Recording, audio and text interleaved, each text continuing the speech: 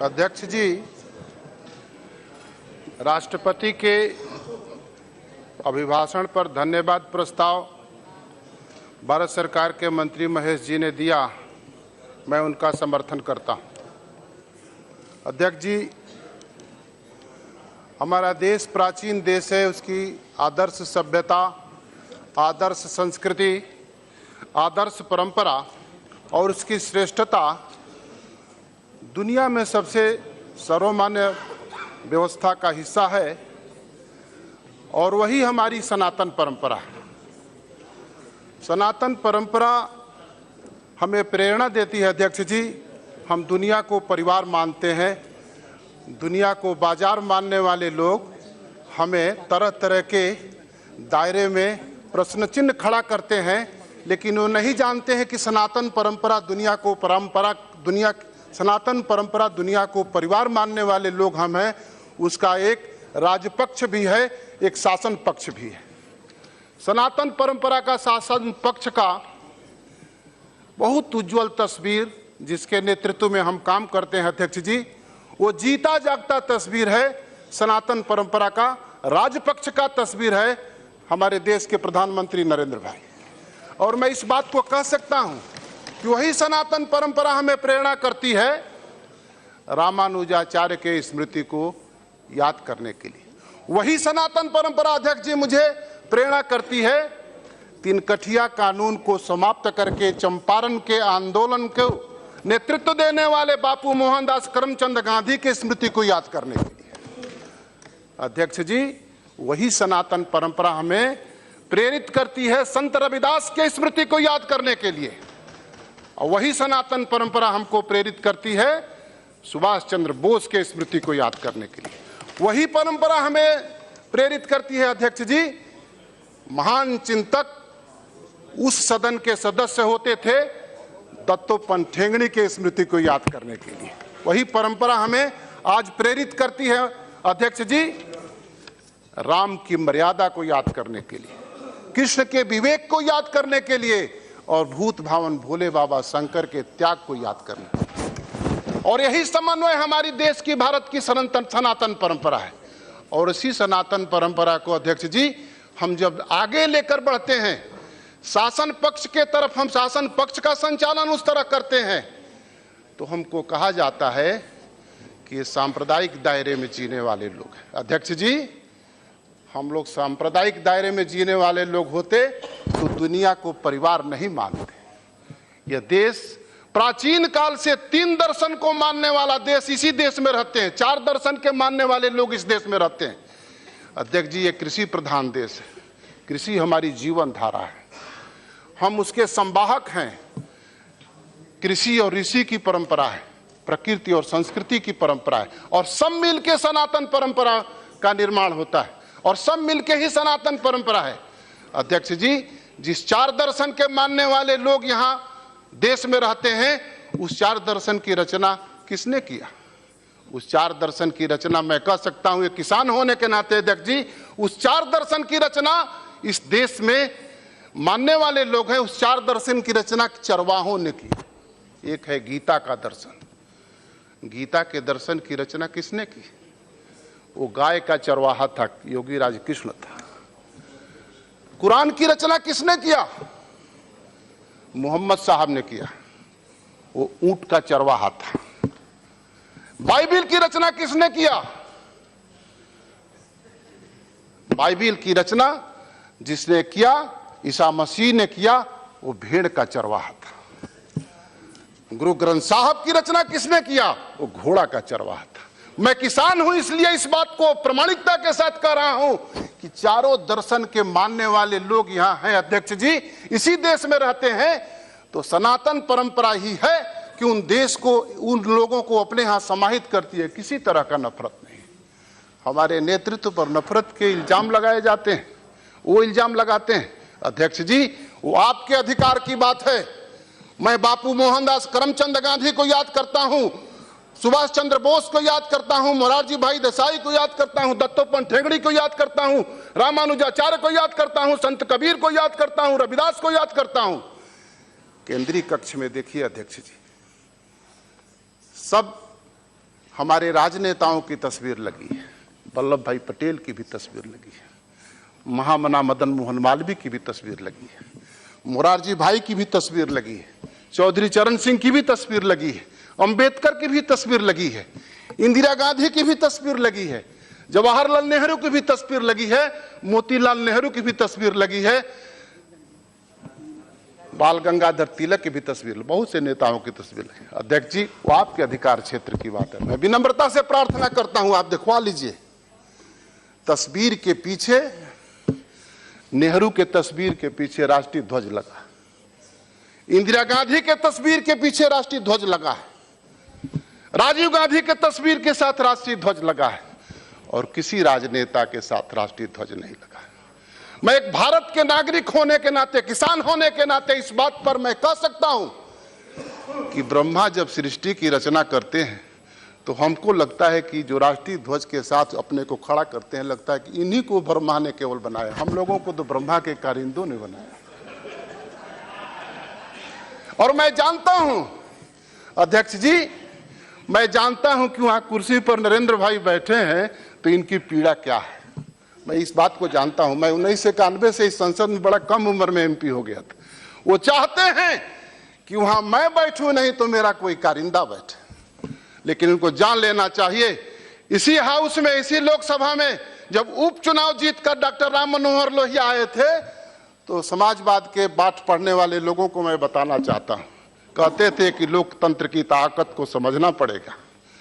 लोकतंत्र की वो ताकत है जो केवल राजा के ही कोख से राजा रानी के ही कोख से राजा नहीं पैदा होगा, मेहतरानी के भी कोख से राजा जरूर पैदा होगा। और इसीलिए मैं कहता हूं अध्यक्ष जी, इस देश में दो तरह के लोग पैदा होते हैं, एक माई के कोख से पैदा होता है, माई के गोद में पलता है, और एक माई के कोख से पैदा होता है, दाई के गोद में पलता है। माई के कोख से पलने वाला, माई के गोद में पलने वाला, वो मां की ममता को जानता है, दुनिया के परिवार से ममता, दुनिया को परिवार की तरह ममता किस तरह किया जाता है वो जानता है। इसीलिए वो चिंता करता है 125 करोड़ आबादी की। जब हमारे देश, सुन लीजिए उसके बाद बहस करिएगा, आप पर भी आता हूं, इतना मैं कमजोर नहीं हूं, बैठिए। जब देश की जनता के बारे में पूछते हैं लोग कि आपके प्रधानमंत्री क्या करते हैं, तो हमारे देश के प्रधानमंत्री की 56 इंच की छाती इसलिए है कि कहते हैं कि हम किसी के लिए नहीं कुछ करते हैं, 125 करोड़ लोगों के लिए करते हैं। अब मुझे इस बात पर गर्व है कि जब नरेंद्र भाई गुजरात के मुख्यमंत्री थे तो कुछ लोगों ने पूछा था कि आप अल्पसंख्यकों के लिए क्या करते हो गुजरात में, तो नरेंद्र भाई ने कहा था कि मैं केवल अल्पसंख्यकों के लिए नहीं करता हूं, गुजरात के करोड़ों लोगों के लिए करता हूं। और यही मेरी बस दुनिया को परिवार मानने की अवधारणा है। अध्यक्ष जी, हमारे देश के कृषि प्रधान देश में हम किसानों के लिए जो करते हैं, वो कहते हैं, करते हैं, वो दिखता है। कुछ लोगों ने कहा कि राष्ट्रपति के अभिभाषण में, उसके बाद आने वाले बजट में किसानों के लिए क्या किया। मुझे हैरानी होती है, मैं नहीं कहता हूं कि मैं किसान हूं तो मुझे ही किसान की बात करनी चाहिए। मैं किताब में किसान पढ़ते हैं, वो लोग भी किसान की बात करते हैं तो मैं खुश हो जाता हूं कि चलो किसान की बात तो करते हैं। लेकिन मुझे हैरानी होती है, ये जब किसान की बात करते हैं वो लोग जो धान, ज्वार, गेहूं, बाजरा और मक्का का पौधा नहीं पहचानते, वो नहीं जानते हैं कार्तिक के महीने में किस तरह की खेती होती है, वो नहीं जानते हैं कि आषाढ़ के महीने में किस तरह की खेती होती है। अध्यक्ष जी, हमारे प्रधानमंत्री ने, उनके निर्देशन में पिछले साल 6 लाख तालाबों का निर्माण हुआ है। मैं अपने क्षेत्र में भी 60 तालाबों का निर्माण कराया। इस साल 10 लाख तालाबों का निर्माण हो रहा है मनरेगा के पैसे से। मनरेगा के पैसे से 10 लाख तालाबों का निर्माण हो रहा है। 4 लाख कंपोस्ट खाद के लिए गड्ढे खोदे जा रहे हैं। मनरेगा का पैसे का सदुपयोग हुए, मनरेगा के पैसे पर जांच कमीशन नहीं बनेगा। अध्यक्ष जी, पुरातन काल में, त्रेता में एक बार सूखा पड़ा था तो ऋषि कृषि की परंपरा की जिसकी चर्चा मैं कर रहा था, ऋषियों ने उस समय के जनक, राजा जनक को निर्देश दिया था कि जनक, आप तालाब खुदवाओगे, यज्ञ करोगे, वृष्टि होगी, हल चलाओगे, वृष्टि होगी और सृष्टि का संरक्षण होगा। उस समय के शासक जनक ने हल चलाया था, तालाब खुदवाया था, यज्ञ कराया था, वृष्टि हुई थी, सृष्टि का संरक्षण हुआ था। ये मेरे शास्त्रों में इस बात का उल्लेख प्रामाणिकता के साथ। आज के प्रधानमंत्री के निर्देशन में हिंदुस्तान में 6.5 लाख तालाब पिछले साल बना, 10 लाख तालाब आने वाले दिनों में बनेगा। जल संरक्षण का काम, यही राजधर्म है अध्यक्ष जी, और यही हमारे लिए राष्ट्र धर्म है, और यही हमारे लिए राजनैतिक धर्म भी है। ये लोग नहीं समझ सकते, ये जानते नहीं है कि जल संरक्षण का काम इस देश का कितना। आज के दिन में अध्यक्ष जी जल संरक्षण का काम करते हैं, कंपोस्ट के खाद गड्ढे बनाते हैं।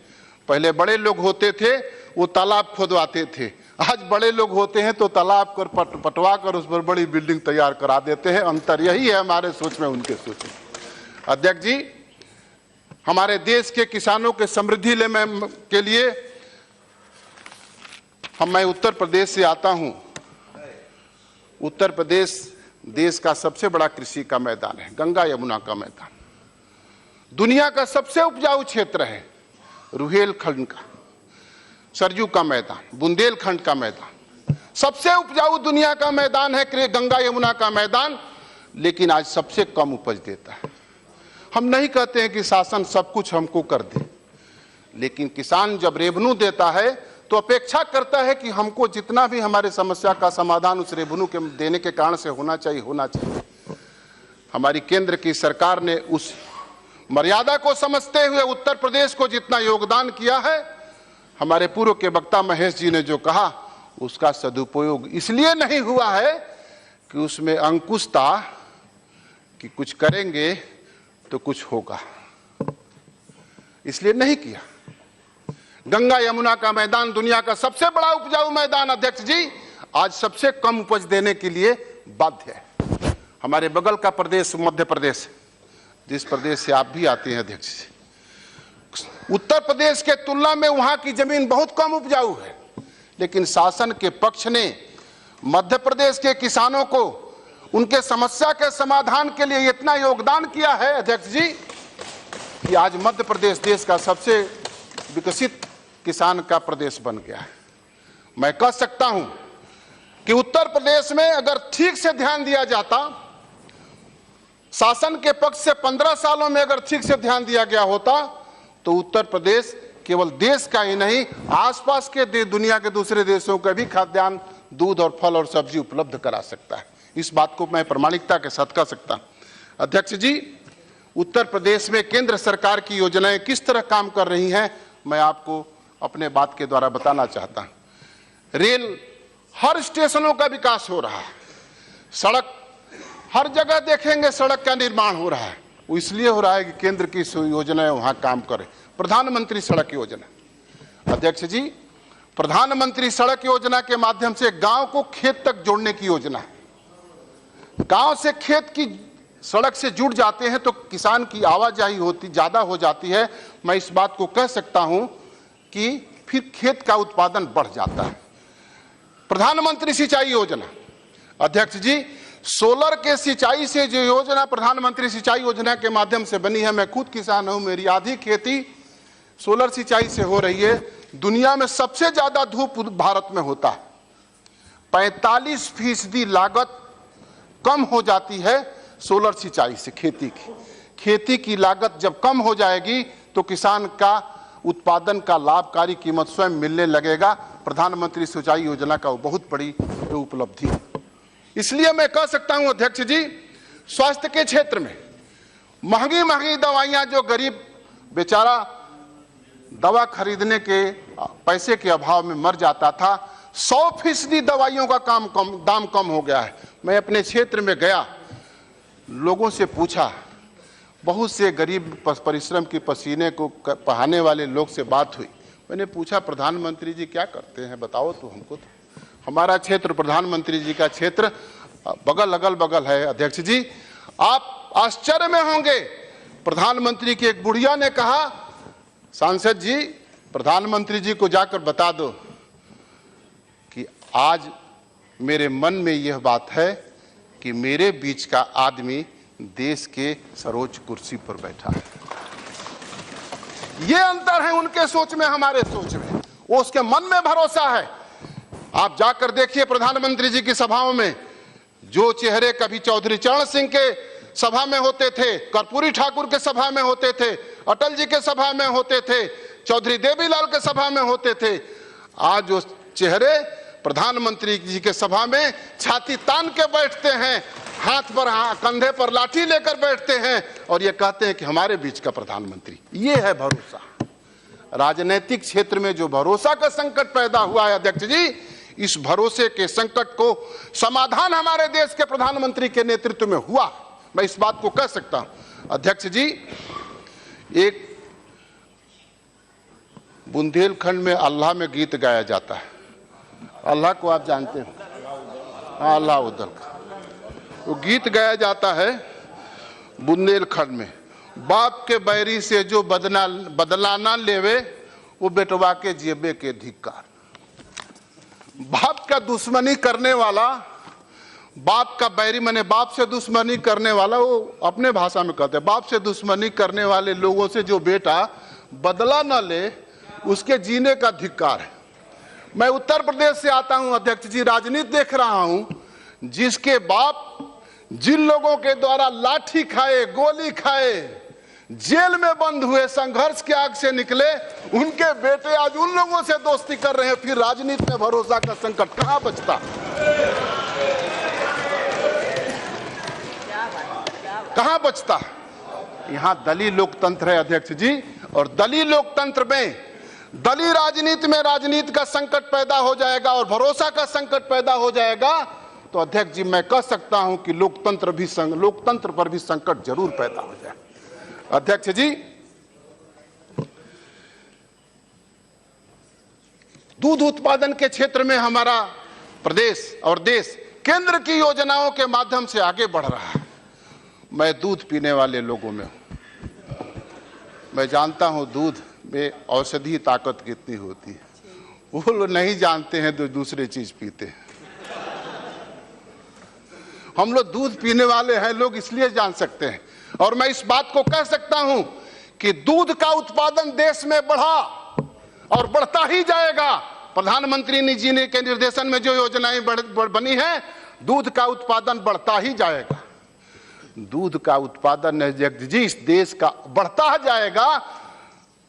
तो कौशलेन जी याद रखना, बिहार में जो नशाबंदी का कानून बना है ना, देश में अब नशाबंदी का कानून बनाने की जरूरत नहीं पड़ेगी। दूध का उत्पादन बढ़ा दो, नशाबंदी के लिए कानून नहीं बनाना पड़ेगा। मैं जानता हूं, आप वेद के ऋचाओं में उठा कर देखो, दूध पीने वाला कभी भी नशा के नजदीक नहीं जाता है। इसके लिए कानून बनाने की जरूरत क्या है? कानून बनेगा, ठीक है, कानून बनाने वाले का काम है, दूध पियो, नशा के पास नहीं जाओगे। अध्यक्ष जी, किसान पेंशन की योजना, कारखाने में काम करने वाले, सेना में काम करने वाले, कचहरी में काम करने वाले, अस्पताल में काम करने वाले जब अवकाश प्राप्त करते हैं तो उनको जमा राशि भी मिलती है, उनको पेंशन भी मिलता है। लेकिन किसान लोगों को जीने के लिए अनाज पैदा करता है, दूध पैदा करता है, घी पैदा करता है, फल पैदा करता है, सब्जी पैदा करता है। 60 वर्ष के बाद आज तक उसकी कोई चिंता नहीं किया था। लेकिन इस देश की पहली सरकार है और पहली प्रधानमंत्री नरेंद्र भाई हैं जो किसानों की पेंशन की योजना बनाए हैं, यह कह के कि वो किसान भी राष्ट्रीय काम जरूर करता है। अध्यक्ष जी, बाद में तोरा के बता दे, चुप भाई। अरे भाई बोल, हाला मत। उन्नत बीज, अध्यक्ष जी हमारी सरकार के निर्देशन में नीम कोटेड यूरिया, हमारे संसदीय कार्य मंत्री और उर्वरक मंत्री भी हैं, उनके मंत्रालय ने नीम कोटेड यूरिया, हमारे कृषि मंत्री जी भी उपस्थित हैं, नीम कोटेड यूरिया बनी। कीटनाशक केमिकल दवाओं के कारण से रोग होते थे, हम लोग सांसद हैं, हर महीने में 35 से 40 लोगों को किडनी की और कैंसर की चिट्ठी लिखनी होती है। वो कैसे? केमिकल कीटनाशक के प्रयोग से पैदा होने वाले अनाज किडनी के और कैंसर के रोग पैदा करते हैं। अध्यक्ष जी, हमारी सरकार ने नीम कोटेड यूरिया का उत्पादन शुरू किया है। नीम अपने आप में कीटनाशक होता है। किसान नीम उत्पादन करते हैं। किसानों के उत्पादन नीम को खरीद के यूरिया का तस्करी बंद हो गया है और नीम कोटेड यूरिया से अध्यक्ष जी कीटनाशक केमिकल का उपयोग बंद हो गया। कीटनाशक केमिकल के उपयोग बंद हो जाने से नीम स्वयं में प्राकृतिक तौर पर कीटनाशक है, इसलिए अब रोग और केमिकल कीटनाशक के प्रयोग होने वाले रोगियों की क्षमता घट जाएगी, क्योंकि नीम कोटेड यूरिया से खेती का उत्पादन भी बढ़ेगा और कीटनाशक का प्रयोग भी करना बंद हो जाएगा। अध्यक्ष जी, किसानों की जानकारी के लिए सरकार ने किसान चैनल शुरू किया। हर किसान चैनल की तरफदारी से देखता रहता है। किसानों के कार्यक्रमों को, किसानों की खेती के काम को, कितनी गहराई में जोत किसके धान के लिए होगी, कितनी गेहूं के लिए होगी, कितने चने के लिए होगी, कितने तिलहन के लिए होगी। ये किसान चैनल किसानों की एक बहुत बड़ी उपलब्धि हमारी सरकार ने किसानों को जानकारी देने के लिए किया है। अध्यक्ष जी, हमारे देश में दलहन की खपत बहुत है। दाल भोजन का एक प्रमुख हिस्सा होता है, लेकिन आप जरूर जानते होंगे और जानकर संसद को हैरानी होगी कि पिछली सरकारों ने 36 लाख करोड़ रुपया विदेशी कंपनियों को ब्राजील में दलहन की खेती करने के लिए दिया था। हमारी सरकार ने प्रधानमंत्री के नेतृत्व में 950 रुपए 850 रुपए कुंटल प्रोत्साहन राशि देकर दलहन के उत्पादन को बढ़ाने के लिए किसान को प्रेरित किया है और रबी के फसल में खेती का दलहन का रकबा और तिलहन का रकबा बढ़ा है, क्योंकि दलहन के लिए और तिलहन के लिए भी हमारी सरकार ने प्रोत्साहन राशि किसानों को दिया है। मैं आता हूं, जो लोग कहते हैं कि नोटबंदी के बाद किसानों को बहुत परेशानी हुई, यहां बैठे हुए लोगों से मैं चुनौती देता हूं, जिसको भी कहना है आप अपने मंच पर मुझे बुलाइए। मैं नोटबंदी के बाद बहस करने के लिए तैयार हूं, किसान हूं। मुझे तो केवल अपने पार्टी में जिसमें मैं काम करता हूं उस अध्यक्ष से केवल अनुमति लेनी होगी कि कम्युनिस्ट पार्टी के लोग हमको बुलाए हैं, सोशलिस्ट पार्टी के लोग बुलाए हैं, कांग्रेस पार्टी के लोग बुलाए हैं नोटबंदी पर बहस करने के लिए। मैं किसान हूं, मैं जानता हूं। अध्यक्ष जी, 8 नवंबर को नोटबंदी का ऐलान हमारे प्रधानमंत्री जी ने किया। 8 नवंबर के पहले 22 अक्टूबर से दलहन की खेती रबी की शुरू हो जाती है और वो 30 अक्टूबर या 2 नवंबर तक समाप्त हो जाती है दलहन और तिलहन की खेती। 45% रबी में दलहन और तिलहन की खेती होती है। यहाँ किसान लोग बैठे हैं, क्यों? हुक्म दे भाई। 45% खेती और दलहन की और तिलहन की होती है। 45% खत्म, खेती हो गई। 8 नवंबर को नोटबंदी का ऐलान हुआ। गेहूं की खेती मौसम के अनुकूलता के कारण से सिंचाई करके नहीं करनी पड़ी जहां गेहूं की खेती होती है। ऐसे केरल की खेती, तमिलनाडु की, आंध्र प्रदेश की अलग अलग तरह की खेती है। वहां दोनों फसल धान की होती है, हमारे यहाँ एक फसल धान की होती है, गेहूं की होती है, चना की, सरसों की, आलू की, अलग अलग तरह की खेती होती है। 8 नवंबर को घोषणा हुआ, गेहूं की फसल बुआई शुरू हुई।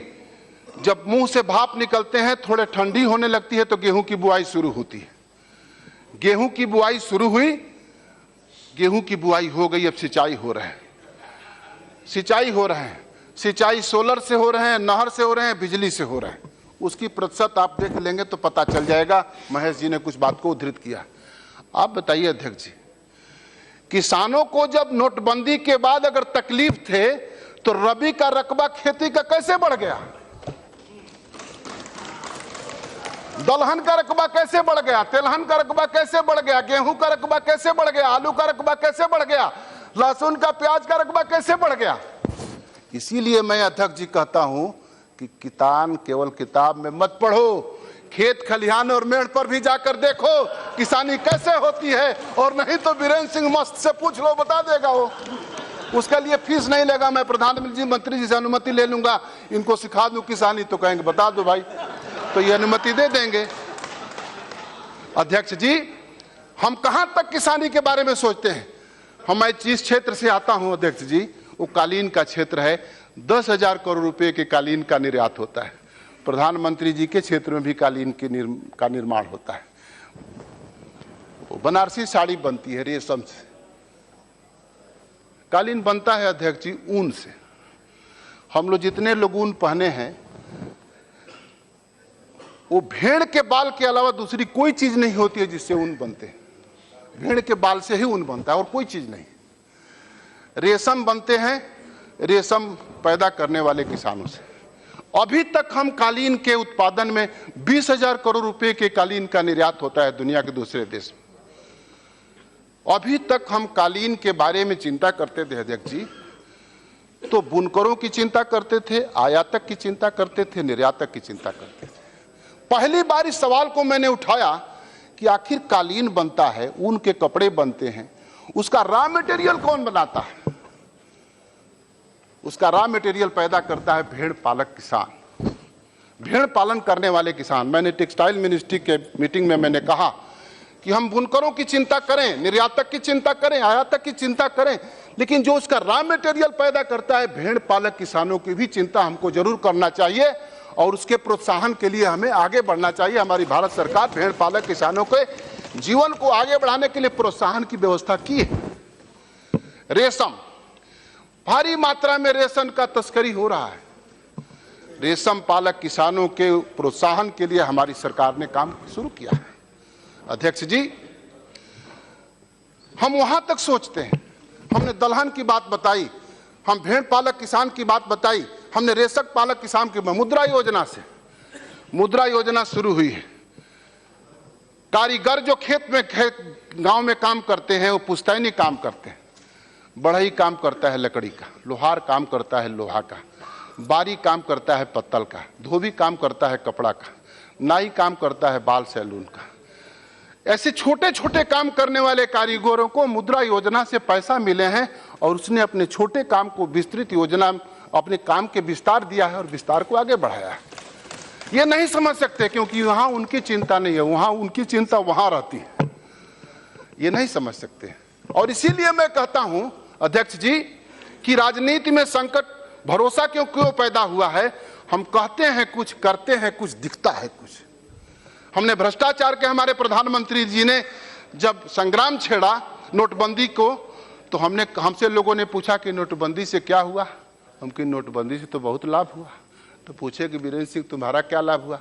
हम कहें कि मेरा लाभ तो किसान का हुआ कि मेरे खेती के रकबे में बढ़ोतरी हो गई। जो खेती सिंचाई से करनी होती है अब सिंचाई नहीं करनी पड़ी, एक सिंचाई में गेहूं हो जाएगा। और सबसे बड़ा लाभ इस देश में हुआ अध्यक्ष जी, ये सदन सुनकर हैरान हो जाएगा, मेरे समझ से ये लोग नहीं सोच सकते हैं कि फिजूल खर्ची तो बिल्कुल बंद हो गई। और यह फैसला शास्त्र सम्मत हुआ अध्यक्ष जी।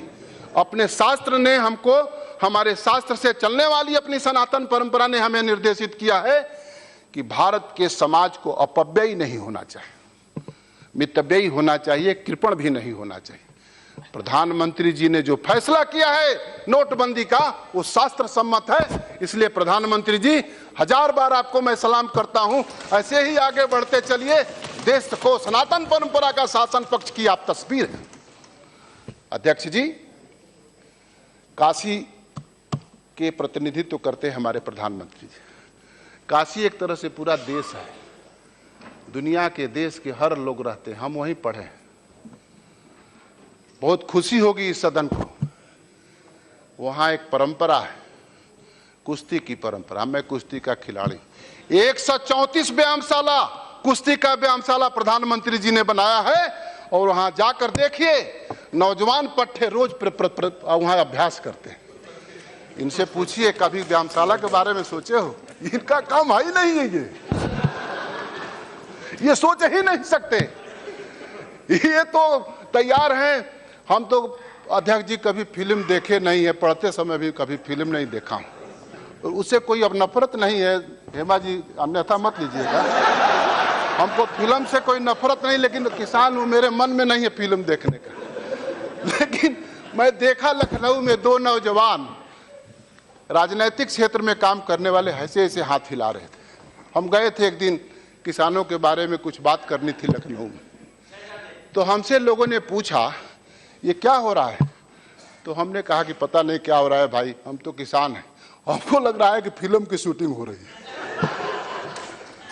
और ये लोग, एक मैं छात्र जीवन में गीत हमारे छात्र बिरला हॉस्टल में रहता था, गाते थे, हम न तुझे नजर नहीं आवे चल दरिया में डूब जा, हम न तुम्हें नजर नहीं आए चल दरिया में डूब जा। ये दोनों नौजवान राजनीतिक क्षेत्र में काम करने वाले उसी तरह का एक्शन कर रहे थे कि हम तुम्हें न नजर नहीं आए चल दरिया में डूब जा। ये राजनीतिक क्षेत्र में भरोसे का संकट है अध्यक्ष, ये संकट है। राजनीतिक क्षेत्र में हमने प्रेरणा ली है, क्यों हंस रहे भाई? राजनीतिक क्षेत्र में हमने प्रेरणा ली है गांधी से, पंडित दीनदयाल उपाध्याय से, दत्तोपंत ठेंगड़ी से, वर्तमान में हम प्रेरणा ले रहे हैं नरेंद्र भाई मोदी से। ये राजनीति का आदर्श है। हम अध्यक्ष जी कभी किसी की शिकायत की बात नहीं करते हैं, मैं जो समझता हूं वो कहता हूं, बेबाकी से कहता हूं। इसलिए अध्यक्ष जी मैं एक बात जरूर कहूंगा, हमारे देश में, काशी में, ये देश मर्यादा पुरुषोत्तम राम की मर्यादा, कृष्ण के विवेक और शंकर के भूत भावन भोले बाबा शंकर के त्याग का समन्वय का ये देश परंपरा का निर्वाह करता है। काशी में संत रविदास, हम उसके जन्म स्थान के भी विकास की चिंता किए हैं, विकास हो रहा है। अभी कबीर के जन्म स्थल को विकास की बात कर रहे थे, हमने उसकी भी चिंता की है। हम नहीं सोचते हैं कि ये हमारे विचारों से सहमत है कि नहीं सहमत है, हमको प्रेरित करते हैं। हम नील के किसान के आंदोलन, तिनकठिया कानून को समाप्त करने वाले बापू मोहनदास करमचंद गांधी की स्मृति को याद करते हैं, तो हम सहजानंद सरस्वती किसान के आंदोलन, बिहार के सहजानंद सरस्वती को याद करते हैं। हम अवध किसान आंदोलन के बाबा रामचंद्र को याद करते हैं, तो वल्लभ भाई पटेल के बारदोली किसान आंदोलन को भी याद करते हैं। हम चौधरी चरण सिंह के किसानों के काम की प्रशंसा भी करते हैं। हम प्रशंसा करते हैं चौधरी देवीलाल के भी किसानों के काम की प्रशंसा करते हैं। लेकिन अध्यक्ष जी संकट यह है कि हम कुछ करते हैं, हम तीर्थराज प्रयाग के विकास की बात करते हैं, हम वहाँ के कटास राज निषाद राज के मंदिर के विकास की बात करते हैं, तो लोग कहते हैं कि ये तो सांप्रदायिक लोग हैं। हम सनातन परंपरा के आगे बढ़ाने की कोशिश करते हैं, उसी के साथ चलने की कोशिश करते हैं, हम उसके संवाहक हैं और उसके परंपरा को राजनीतिक क्षेत्र में, शासन के क्षेत्र में बढ़ाने का काम करते हैं, तो कहते हैं सांप्रदायिक। हम सांप्रदायिक होते तो चार दर्शन के मानने वाले लोग इस देश में एक साथ कैसे रहते? हम अगर सांप्रदायिक होते तो चार दर्शन की रचना करने वाले लोगों को हम कैसे कहते कि चरवाहा? हम समाज में दुनिया को परिवार मानने वाले लोग हैं, इसलिए नफरत की बात करते हैं। जवाहरलाल नेहरू विश्वविद्यालय में पढ़ने वाले लोग अध्यक्ष जी हमारे उत्तर प्रदेश से भी बहुत, हमारे भदोही से भी बहुत, बनारस से भी बहुत सारे लोग पढ़ते हैं। मैं पूछता हूं कि वहां भारत माता को गाली देने पर ज्यादा नंबर मिलते हैं क्या तुम लोग? हम ही अपने देश के मातृभूमि को मां कहते हैं, दुनिया के दूसरे देश में मां नहीं कहते। इसीलिए हम इस देश के सामाजिक, राजनीतिक, सांस्कृतिक और आर्थिक विकास की चिंता करते हैं और उसी चिंता को आगे, उसी समृद्धि को आगे बढ़ाने के लिए हमारे प्रधानमंत्री नरेंद्र भाई मोदी के नेतृत्व में सर काम कर रहे हैं। सामाजिक क्षेत्र का एक हिस्सा होता है अध्यक्ष जी परिवार। दुनिया के दूसरे देश में परिवार नहीं होती, परिवार की संस्था हमारे ही देश में है। बाजार के असर में परिवार टूट रहे हैं। राष्ट्र की पहली इकाई होती है परिवार अध्यक्ष जी। परिवार टूटने के बाद हर तरह से पतन हो जाता है परिवार का, आर्थिक पतन, सामाजिक पतन, राजनीतिक पतन, सांस्कृतिक पतन। लेकिन परिवार में लोगों को रोजगार उपलब्ध कराकर, मुद्रा योजना से महिलाओं को राष्ट्रीय झंडा निर्माण करने की योजना बनाकर महिलाओं को रोजगार उपलब्ध कराकर परिवार को टूटने से बचाने के लिए, परिवार को टूटने से बचाने के लिए हमने जो कोशिश की है, ऐतिहासिक कोशिश है अध्यक्ष जी। और परिवार टूटता है तो मैं नहीं समझ सकता हूं कि देश को कैसे बचाया जा सके। यहीं बैठते थे पूर्व प्रधानमंत्री चंद्रशेखर जी, एक बार उन्होंने भाषण दिया था, जब गरीबों का दिल टूटता है तो देश को टूटने का खतरा पैदा हो जाता है। हमारी वैचारिक कई तरह की असहमति चंद्रशेखर जी से हो सकती है। हमारे साथ स्वदेशी आंदोलन में उन्होंने काम किया है, लेकिन गरीबों के दिल को टूटने से बचाने के लिए, गरीबों का दिल जब टूटता है तो देश टूटने का खतरा पैदा हो जाता है। गरीबों के दिल को टूटने से बचाने के लिए हमारे देश के प्रधानमंत्री नरेंद्र भाई ने जो कदम उठाया है, वो गरीबों के दिल इतने मजबूत हो गए हैं कि वही छाती तान के कहते हैं कि मेरी 56 इंच की छाती मेरी है, वही कहते हैं। इसलिए गरीबों को लगता है कि हमारे बीच का प्रधानमंत्री, किसानों को लगता है कि हमारे बीच का प्रधानमंत्री है, परिश्रम की प्रतिष्ठा स्थापित करने वाले लोगों को लगता है कि हमारे बीच का प्रधानमंत्री है। हम किसान हैं, इस बात को महसूस करते हैं, और जिसको भी मैं चुनौती देता हूं, जिसको भी किसान के विषय पर बहस करनी है, नोटबंदी के सवाल पर मुझसे बहस कर सकता है, मैं उसको उत्तर दे सकता हूं। अध्यक्ष जी जानते हैं, जल लूटने वाले, जंगल लूटने वाले, जमीन लूटने वाले, जन लूटने वाले, एक ऐसा आवारा पूंजी कमाने वाला नौदौलतिया गांव गांव में पैदा हो गया है। बड़की बड़की गाड़ी लेकर चलता है, 10 बंदूक ले लेता है। हम लोग तो कभी कोई सिक्योरिटी भी नहीं लिए, तीसरी बार सांसद है। जाता है लखनऊ में, एक हाथी का मेला लगता है, वहां से हाथी का पर्ची खरीद ले आता है। हाथी का पर्ची खरीद ले आता है, थोड़े दिन के बाद एमएलए भी हो जाता है पैसा देकर।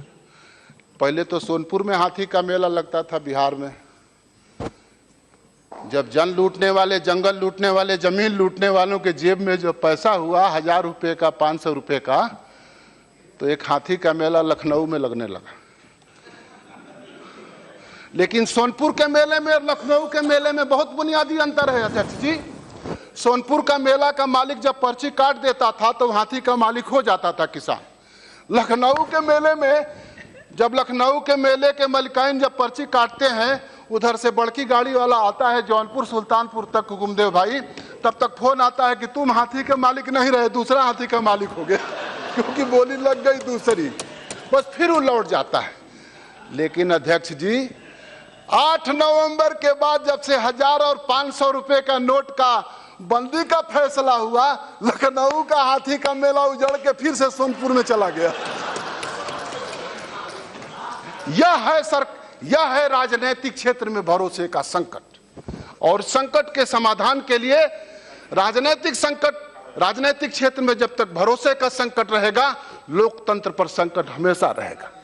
इसलिए अध्यक्ष जी, किसानों के लिए, नौजवानों के लिए, महिलाओं के लिए और देश के आगे बढ़ाने के लिए, किसानों की आर्थिक, सामाजिक, राजनीतिक और सांस्कृतिक समृद्धि के लिए जो राष्ट्रपति के अभिभाषण में महेश जी ने अपने संवाद किए, जो हमारे प्रधानमंत्री जी ने जिन कार्यक्रमों को आगे बढ़ाया है, मैं किसान होने के नाते कह सकता हूं कि किसानों की आर्थिक समृद्धि 2022 में दुगनी नहीं तिगनी हो जाएगी। इस बात को मैं कह सकता हूं। अध्यक्ष जी, मैं इन लोगों से निवेदन करूंगा, कुछ बात पर अगर असहमत नहीं होंगे तो लोकतंत्र की आत्मा मर जाएगी। असहमति करिए, लेकिन उल्टा पढ़ाइन जैसा मत बनिए। उल्टा पढ़ाइन जानते हैं क्या? भोजपुरी का, कुछ भी कहेंगे तो उल्टे बोलेंगे, कुछ भी कहेंगे तो उल्टे बोलेंगे, कुछ भी कहेंगे तो उल्टे बोलेंगे। वही है उल्टा पढ़ाइन। उल्टा पढ़ाइन वाला काम छोड़ दीजिए, उन लोगों को बताइए उल्टा पढ़ाइन मत बनो। लोकतंत्र में असहमति तो होती ही है, होनी ही चाहिए। To oppose is democracy. अगर लोकतंत्र में अपोज नहीं होगा तो डेमोक्रेसी कहां रहेगी? हमारे प्रधानमंत्री जी इस बात को कहते भी हैं। लेकिन आपको लगता है, कौशलेन जी, हीन भावना से मत जियो। ये मत जानो कि वही लोग प्रधानमंत्री वहां बैठने वाले हैं। लोहिया जी के किताब को पढ़ो, दीनदयाल जी क्यों उनके साथ सरोकार किए था ये पढ़ो। हम तो किसान हैं, ढेर पढ़ते हैं, थोड़ा समझते हैं। सुना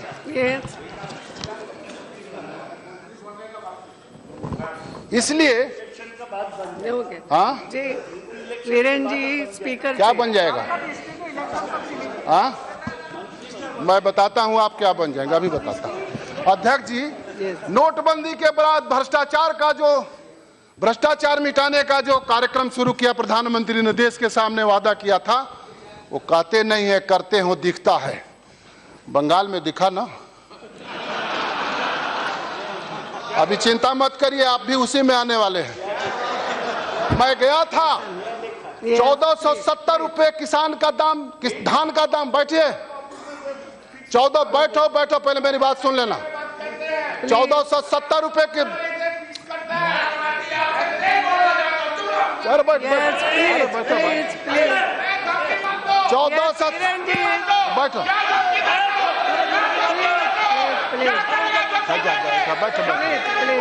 अच्छा बैठो। 1470 रुपए, 1470 रुपए धान का दाम तय किया था। मैं बंगाल में गया था, किसानों ने 1000 रुपए कुंटल धान खरीदने के लिए विवश किया। 1000 रुपए कुंटल धान बेचने के लिए किसान वहां बंगाल में विवश हैं। उत्तर प्रदेश में वही हाल है। 1470 रुपए केंद्र सरकार ने तय किया है। सरकार से संबंधित लोग किसान खरीदने वाली कंपनी से मिलकर 1000 रुपए कुंटल धान बेचने पर किसान को मजबूर कर रहे हैं। इसलिए मैं अध्यक्ष जी कह रहा हूं, भ्रष्टाचार के विरोध में चलने वाला ये कार्यक्रम 109 करोड़ रुपया एक हमारे प्रदेश के पूर्व मुख्यमंत्री का पकड़ा गया। चू कोई नहीं किया, कोई चू नहीं किया। चीफ सेक्रेटरी मद्रास का, हम तमिलनाडु का पकड़ा गया, कोई चू नहीं किया। बंगाल में, अपने उत्तर प्रदेश में बैंक के कितने अधिकारियों ने गड़बड़ किया, पकड़े गए, जेल में गए, कोई चू नहीं किया। इसलिए अध्यक्ष जी, मैं कह सकता हूं, आपके समय की मर्यादा का ध्यान रखते हुए मैं इस बात को फिर दोहराता हूं, प्रधानमंत्री जी, आप इस देश को स्वाभिमानी देश बनाने के लिए, स्वावलंबी देश बनाने के लिए, सबल देश बनाने के लिए, किसान परस्त देश बनाने के लिए, भारत परस्त देश बनाने के लिए जो कदम आगे बढ़ा रहे हैं, इस देश का 82% किसान आपके साथ होगा और बाकी लोग भी आपके साथ जरूर रहेंगे। आगे बढ़ते रहिए, पूरा देश आपके साथ रहेगा। मैं आपको बार बार सलाम करते हुए अपनी बात को पूरा करता हूं। धन्यवाद।